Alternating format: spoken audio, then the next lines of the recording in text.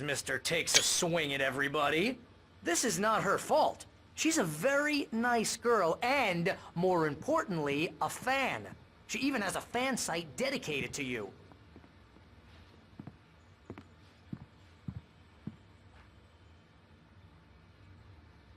Seriously, Al, what you were saying in the car, just listen to yourself. What, you shot a guy and his body just disappeared? When was the last time you slept? What, are you high? Have you been drinking? No! Look, Barry, I'm missing a week, and someone's got Alice. Do you understand what it sounds like when you say stuff like that? Don't get me wrong, it's a good story, could be a bestseller. But when you start confusing fiction with reality, you're buying yourself a ticket to the funny farm. All right, wait here.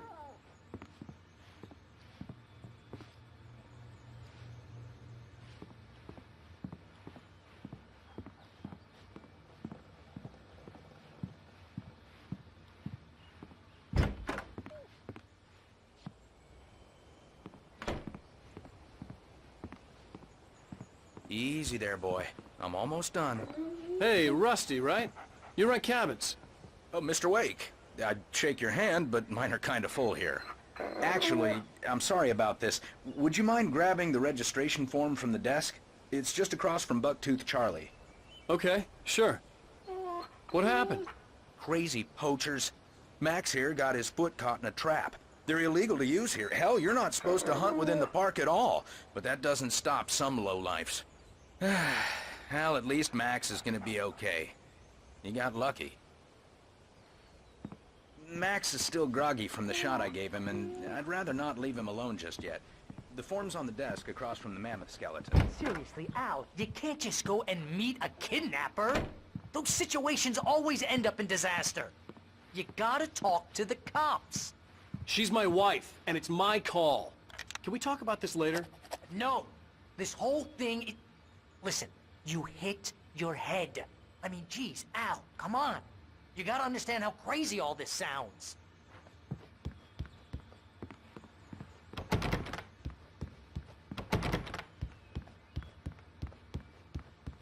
If you're trying to pull a joke on me, freak me out, it's working.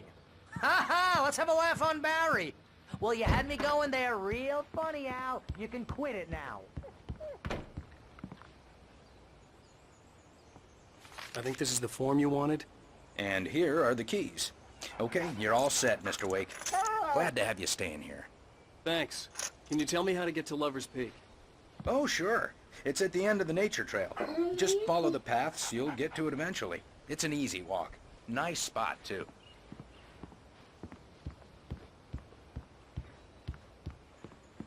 Look, Al, you're asking me to believe that you shot a dude who went poof into thin air, a guy who was bulletproof until you pointed a flashlight at him.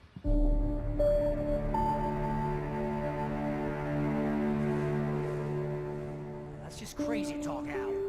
Al? Al? We should go to the sheriff or call the FBI. Damn it, Barry, they'll kill her!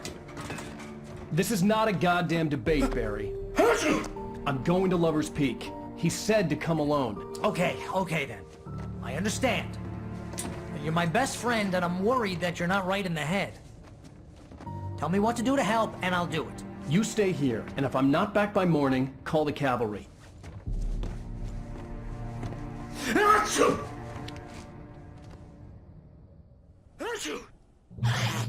Just be careful with the natives, Al. These yokels are Just be careful with the natives, Al. These yokels are dangerous. Everybody hates a tourist, or it'll be deliverance all over again. Achoo! Bless you. Oh, this place is trying to kill me. I'll bet there's mold in here, spores, poison ivy, God knows what. This is so not worth a 15% commission.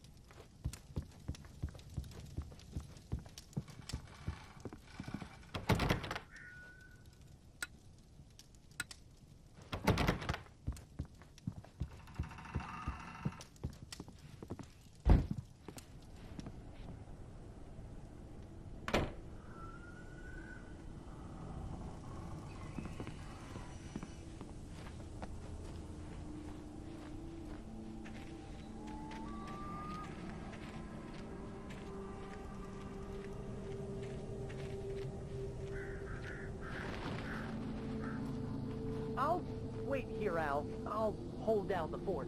I'll be with you in spirit every step of the way, Al. Locking the door now.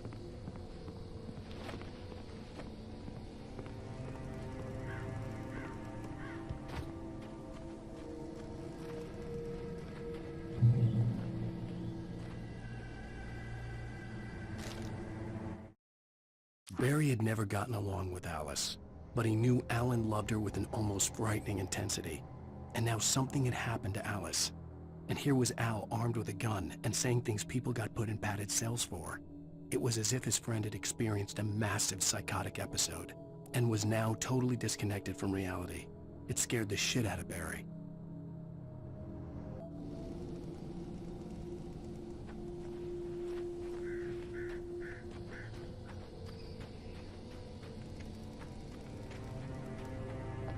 I knew I should have gone to the cops. This wasn't the smartest thing I'd ever done, but I was still angry with Barry for trying to talk me out of it. These people had called me right in the sheriff's station. The cops wouldn't scare them, and they had Alice.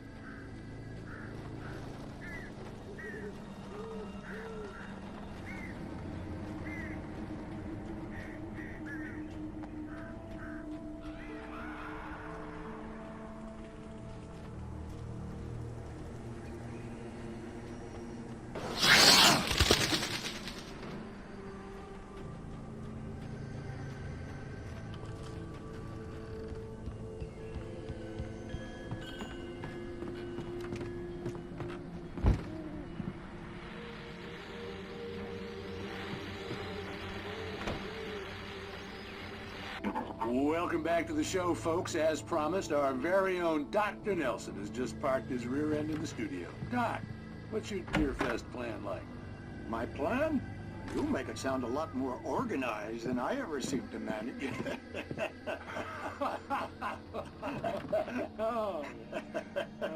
No plan, really. Just taking the atmosphere. I'm getting a little too rickety to do much more than that, you know. Oh, tell me about it. No sack race for us older gentlemen, huh? Yes, exactly that. But I'm going to check out the perimeter for you. And one of the podcast. Well, that's it.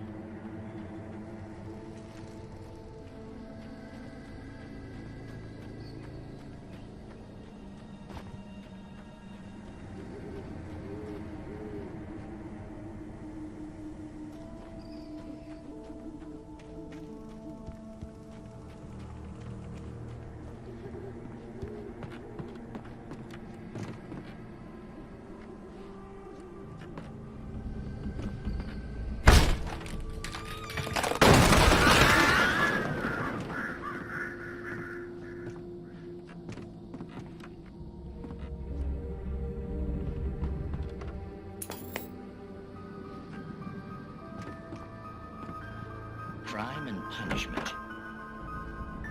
The cancer and cure of civilization. But some crimes are impossible to punish, especially in Night Springs. Tonight's episode.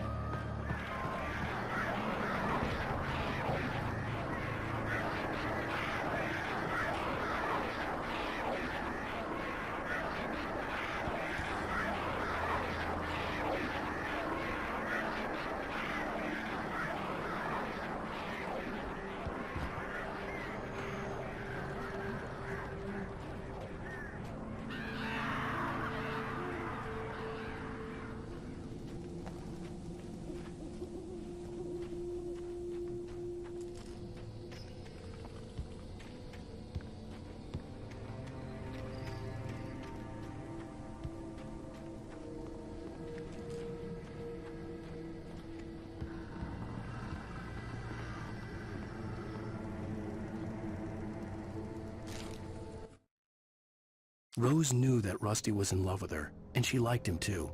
She liked him a lot. He taught her to dance, and life had certainly taught her the value of a man who was gentle. He treated her well, made her smile, made her feel good. But Rusty wasn't the prince of her dreams, and that tended to underline the unbearable truth. She was no closer to that Hollywood magic than he was.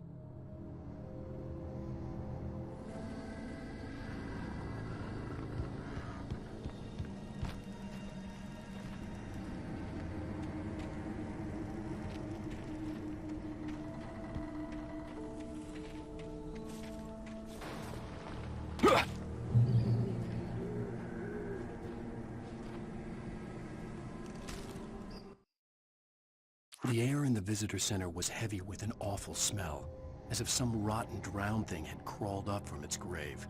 Rusty kept coughing blood. My eyes were drawn to the twisted shape of his broken leg. The attack had been vicious. Max whined in his cage.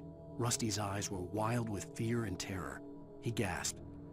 "Mr. Wake, it happened just the way it was on that page."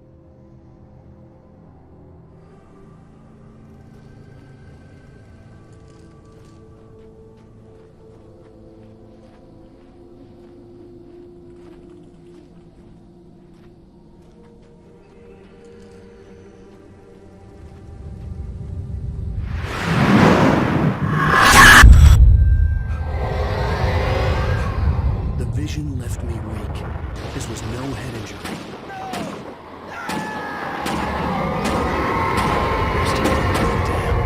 Rusty, hang on! I'm coming! Please, help me!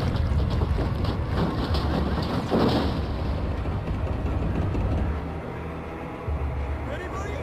Help me! Help me! Can you hear me? Anyone! Please, help! Help me!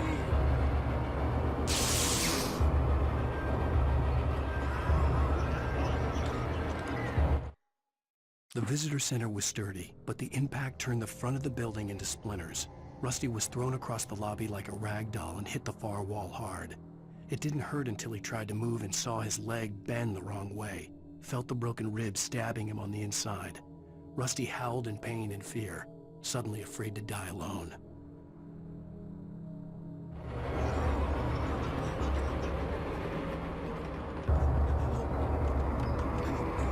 The ranger's office was locked. I'd need a key to get in.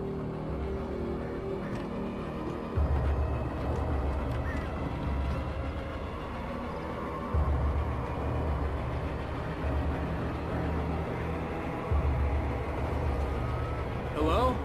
Back here! I'm back here! Hey, please help me!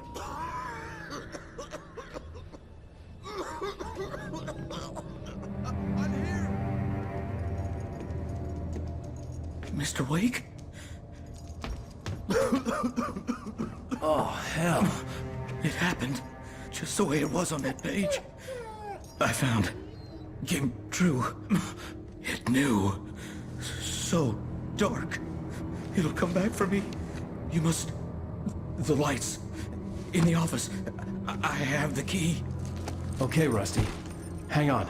I'll be right back. Whatever did this couldn't be far.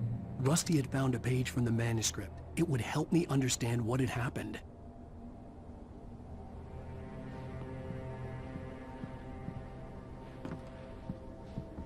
Shh. Good boy.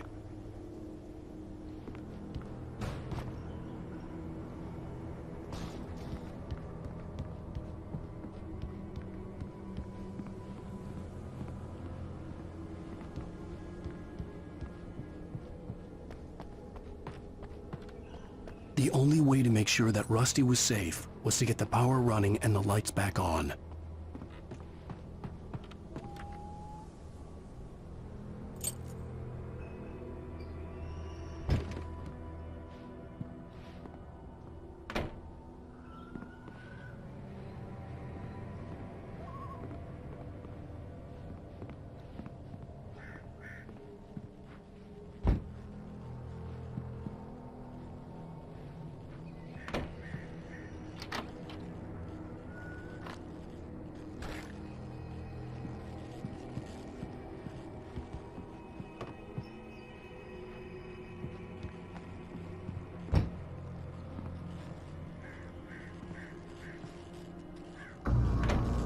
I was too late. Someone had destroyed the circuit breaker. There was no way to get the lights back on. Rusty! Rusty!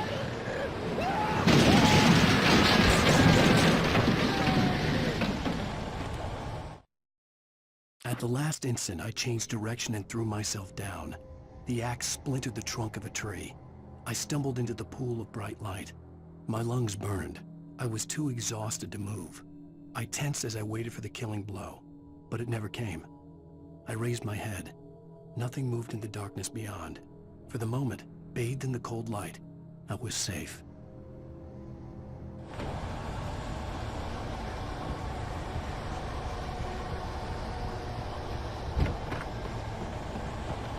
The ground was covered with oily patches that looked like liquid darkness.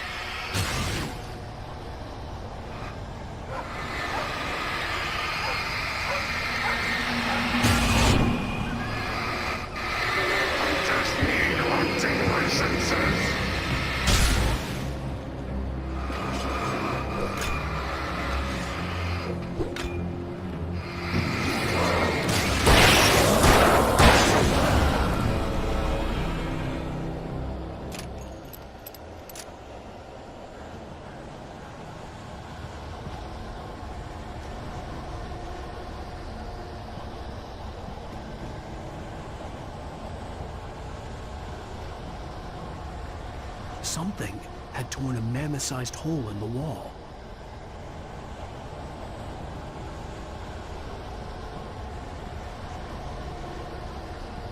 Please don't feed the animals. Fishing Is only permitted for those visitors who purchase a park license, obey to park ranger's instructions. at all times. Rusty, no! Never. Two bears and wolves never approach any other wildlife closer than. Pets must be leashed. At all times Never leave your pet. and unattended. It is Against the law. to remove any Natural objects or historical.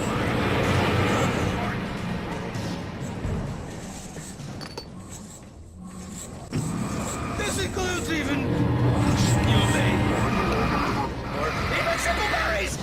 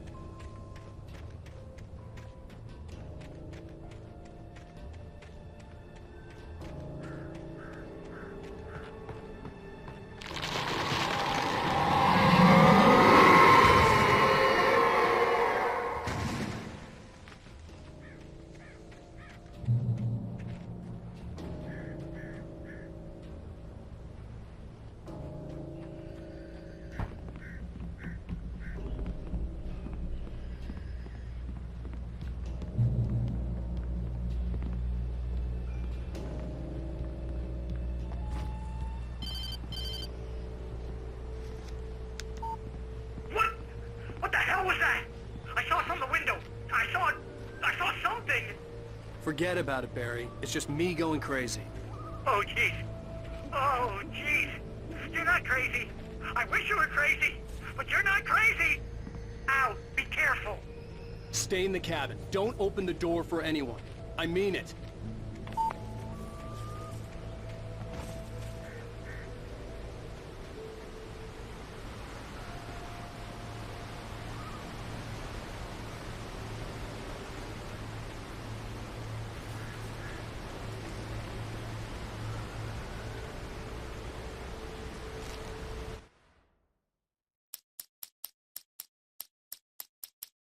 In that last instant of consciousness, Rusty thought about Rose. He was older than she was. Rose was barely out of her teens, but she made him feel young and forget what a train wreck his long-dead marriage had been. He still wore the ring. He'd been waiting for her to tell him to take it off. Now she never would.